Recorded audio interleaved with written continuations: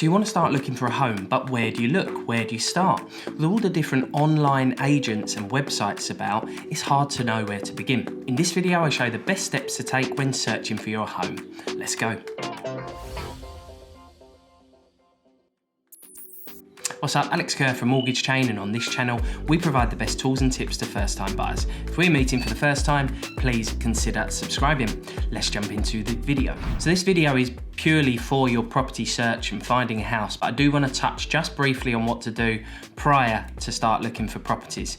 You must go and have an analysis with a mortgage advisor, get your situation and affordability checked out, get a mortgage quote. I've linked a video I did on this here, feel free to check that out in the cards. So the first thing to do when you got your mortgage quote, you know your budget, is look for properties. Zoopla, Rightmove, On the Market, Share to Buy. If I was looking for a property, they're the 4 websites I would go to.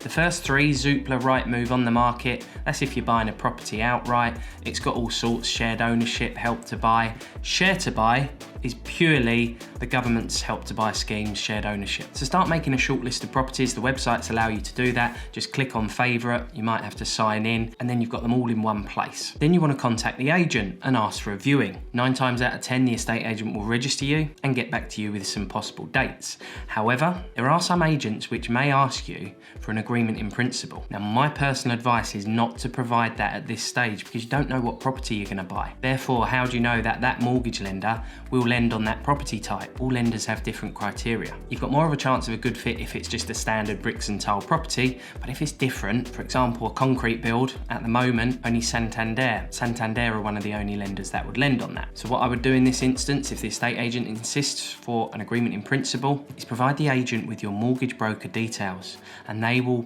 confirm your affordability is fine and explain the situation. So once you've looked at a property and you're really interested in another viewing, with the intent to offer, that's the point you get your agreement in principle. Because you can send the link of the property to your mortgage advisor and they will know the mortgage quote recommended will be a good fit for that property, and if it's not, they'll re-quote you the best deal with a lender that is. So if you're going to a second viewing, take either a family member or someone who knows about property. When you look at a home the first time, it's always going to look a lot better than what it really is. Always go for a second viewing. Keep an eye out for things such as drying paint. Are they trying to cover up some mold or dampness? Look on the walls. Are there any leaks anywhere? Try and keep an eye out on the brickwork. Look for any obvious signs of damage. And if you've got someone who knows what they're doing with you, that will really help. So once you've decided that you love the property and you want to place an offer, you need to try and gauge the level of interest on the property. I've linked another video in the cards, how to place an offer and win. Feel free to look at that, which goes into more detail. So the questions I'd be asking the agent, and you can find out from Rightmove and Zoopla,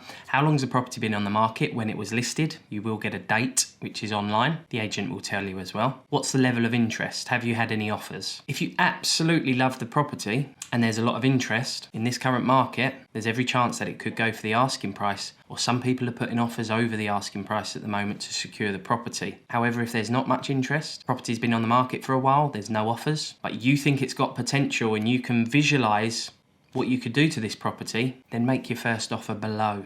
Obviously, you want to try and get it as cheap as possible. And in my opinion, you should choose location over the property itself, because you can always change your property, you can't change the location. So either just before or at the point your offer's going in, that's when you tell your mortgage broker to do the agreement in principle, because that can be done in a matter of hours. Once your mortgage is agreed in principle, you have your mortgage certificate, you can show the agent, they'll take your offer seriously, they'll pass it on to the vendor, which is the seller, and negotiations will start. I would say have a maximum price in mind that you can afford and try to stick to that. However, it's easy to get led by your heart and not your head, especially if you absolutely fall in love with the property. I've got no problem with people paying over the asking price if they love the property, because at the end of the day, property is worth what someone's going to pay for it. So once you've got the good news from the agent or seller, your mortgage application goes in. Now, because you've already got the mortgage agreed in principle, you'll just need to supply some extra details such as solicitors, direct debit details, and the property address. Now, a little tip, if you want the property taken off the market really quickly, make sure you've got some solicitors already lined up, because as soon as you provide the estate agent or seller with solicitors details,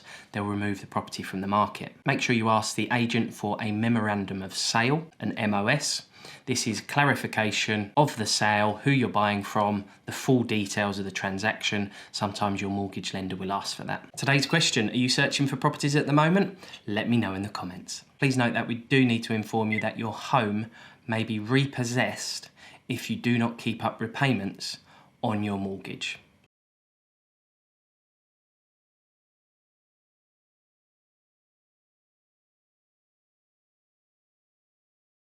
So thanks for checking out today's video. Please do check out the show notes for a recap on today's content, and ring the bell or subscribe if you haven't done so already. If you're going to look for properties yourself, happy house hunting, have lots of fun, and we'll see you in the next video.